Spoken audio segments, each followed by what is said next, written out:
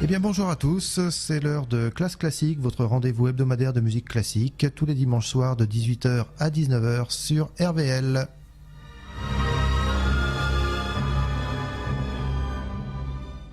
En ce 11 novembre 18, évidemment, je ne pouvais pas ne pas faire une émission consacrée au centenaire de l'armistice du 11 novembre 1918.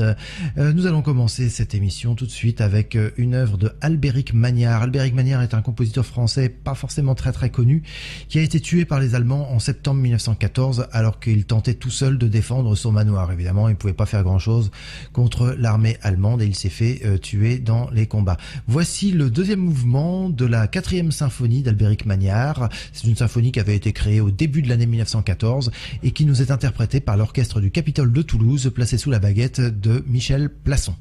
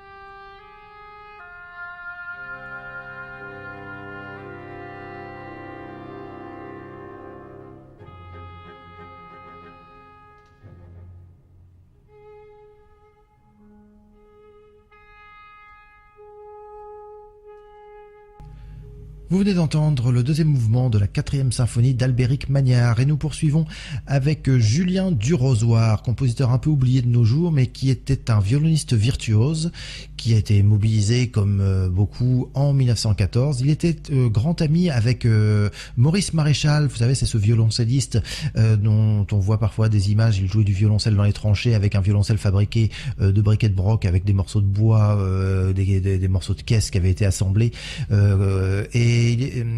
Lucien Durozoir avec Maurice Maréchal et André Caplet, compositeur bien connu des Havrais, avait fondé un petit orchestre de chambre grâce au soutien du général Mangin. Lucien Durozoir nous a laissé quelques œuvres tout à fait intéressantes, dont ses 5 aquarelles pour violon et piano. Voici la 4e de ces 5 aquarelles, elle s'appelle Berceuse. Elle est interprétée par Geneviève Laurenceau au violon et Lorraine de Ratulde au piano.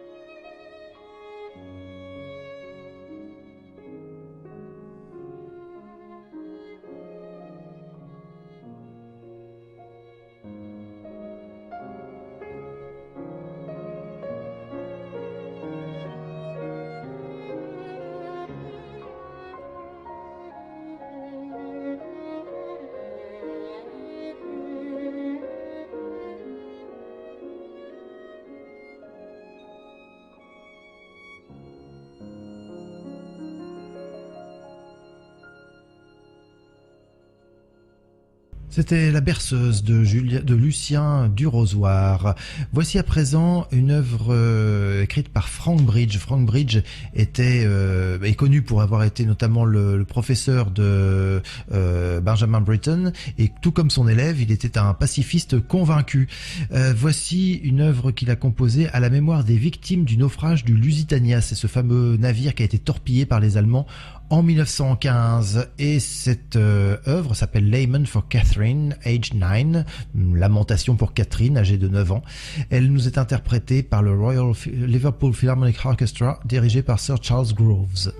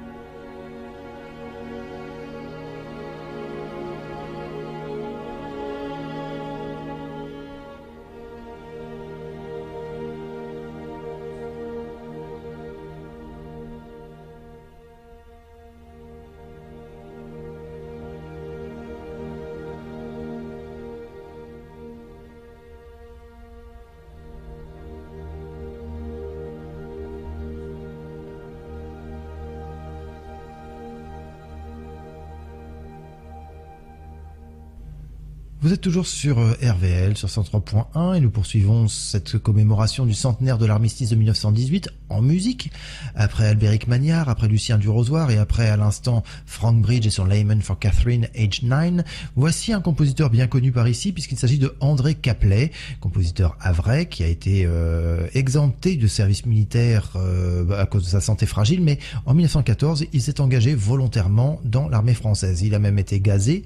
Il a été agent de liaison à Verdun en 1916 et la légende raconte qu'il avait un piano démontable qu'il emportait partout avec lui. Ça semble complètement improbable, mais après tout, pourquoi pas. Voici en tout cas une pièce tirée de son recueil Un tas de petites choses. Ce sont des petites pièces pour piano à quatre mains, a priori pour enfants, mais il faut déjà avoir un bon niveau pour les interpréter.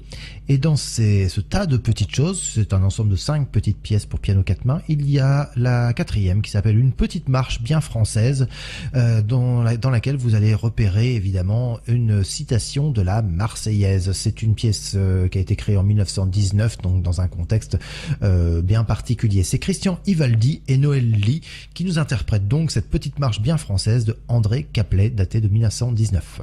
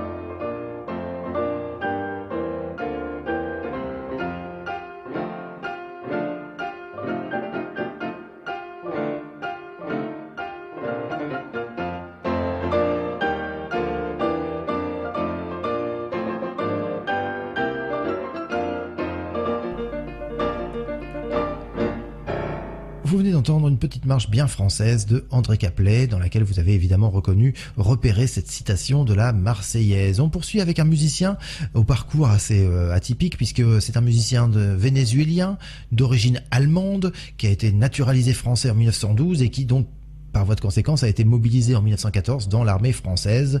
Ce musicien, il s'agit de Reynaldo Hahn, qu'on connaît pour avoir été l'ami notamment de Marcel Proust. Voici sa suite hongroise pour violon, piano, percussion et cordes. On ne connaît pas la date précise de la composition de cette œuvre, mais voici donc le premier mouvement de cette suite par Denis Clavier au violon, Angéline Pont-de-Père au piano et des membres de l'Orchestre national de Lorraine.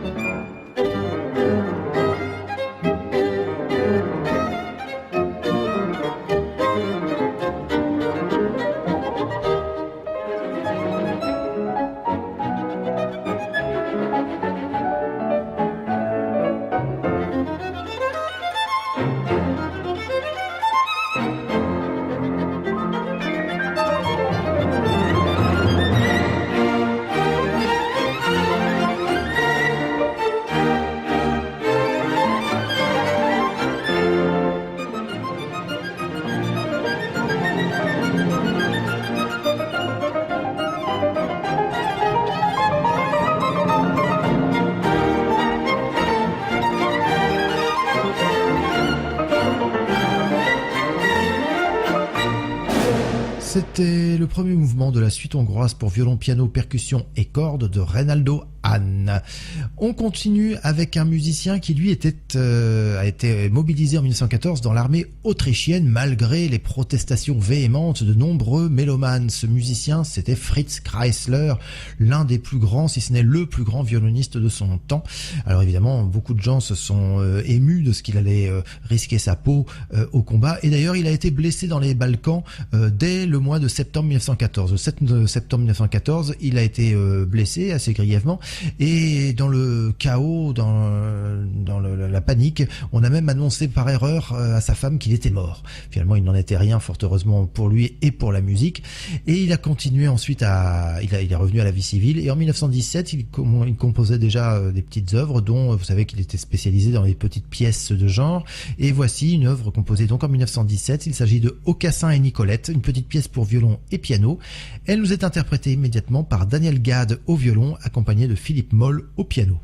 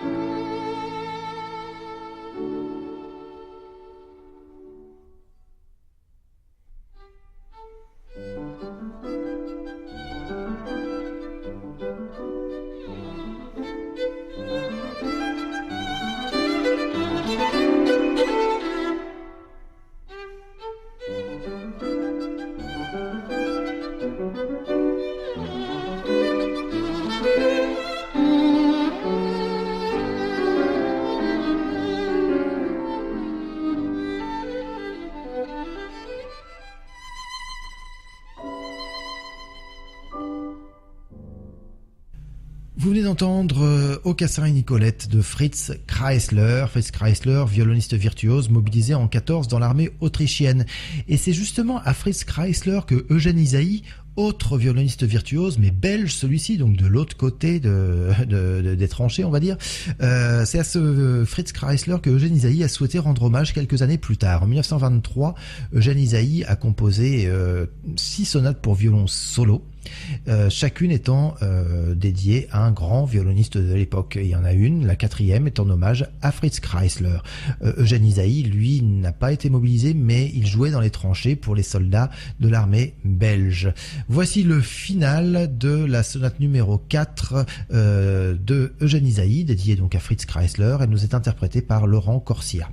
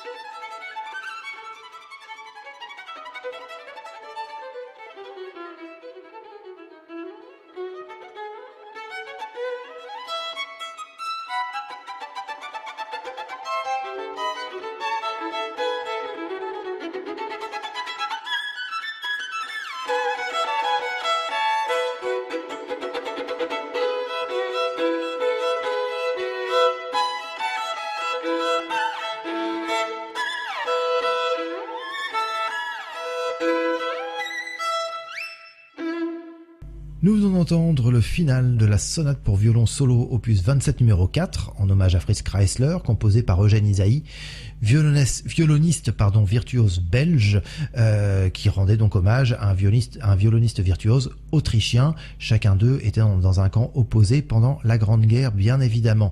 Retour en France avec Albert Roussel. Albert Roussel, on sait qu'il était navigateur, mais dès 1902, il avait été rayé des cadres de la marine pour raison de santé. Et en 1914, il a choisi lui-même de s'engager à nouveau, de s'engager dans l'armée de terre cette fois-ci. Il a été affecté au 13e régiment d'artillerie. Ça l'a interrompu dans la composition de son opéra-ballet Padmavati, qu'il a complété en 1918 et terminé complètement en 1923. Voici l'ouverture de Padmavati de Albert Roussel.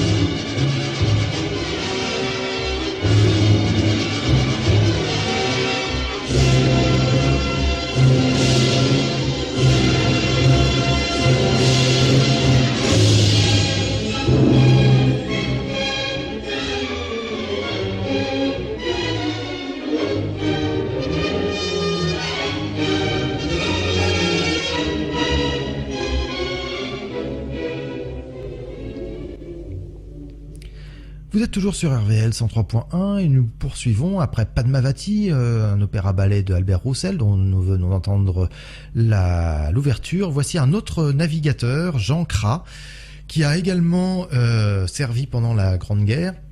Lui était encore en activité dans la marine en 1914 et il a été affecté sur un torpilleur dans l'Adriatique. Il a quand même trouvé le temps de composer un petit peu de musique, notamment 2 paysages pour piano solo, paysages maritimes et paysages champêtres. Et c'est paysages champêtres que je vous propose d'entendre. C'est une petite pièce qui date de 1917 et qui nous est interprétée par Alain Jacon.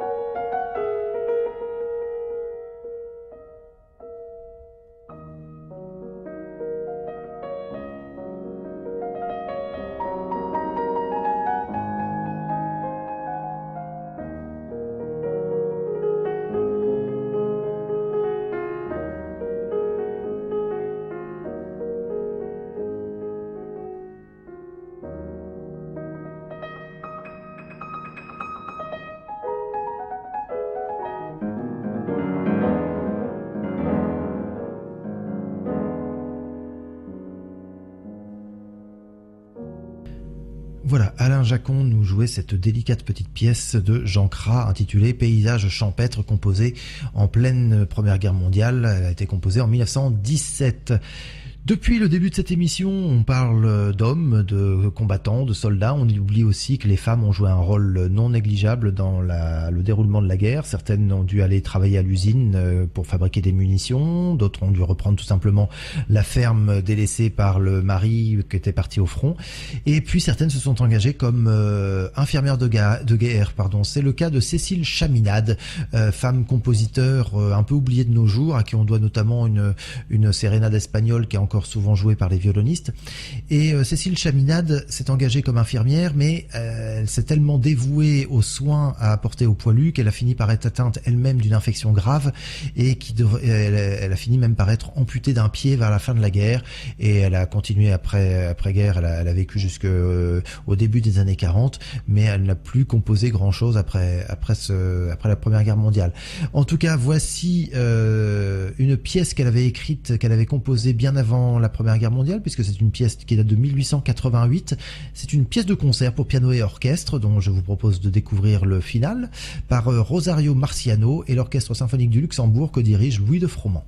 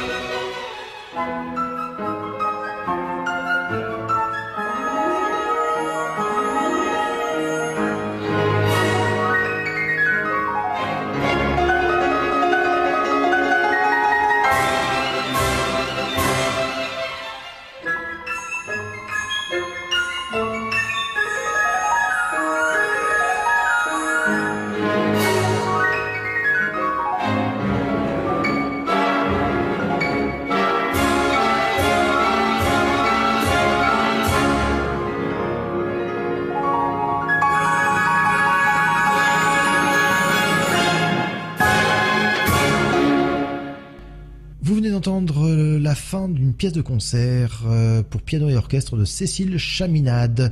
Voici à présent une œuvre dont je vous ai fait entendre un extrait il n'y a pas bien longtemps, je crois que c'était la semaine dernière. C'est un extrait du Tombeau de Couperin de Ravel.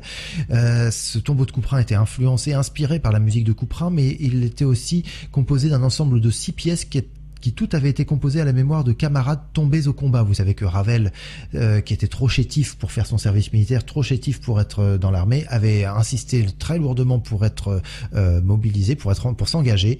Il avait fini par être affecté dans un régiment du train où il conduisait des camions. Et en 1917, il a écrit ce Tombeau de Couperin, donc dédié à la mémoire de 6 camarades tombés au feu. Voici le premier mouvement, le prélude du Tombeau de Couperin par Philippe Entremont.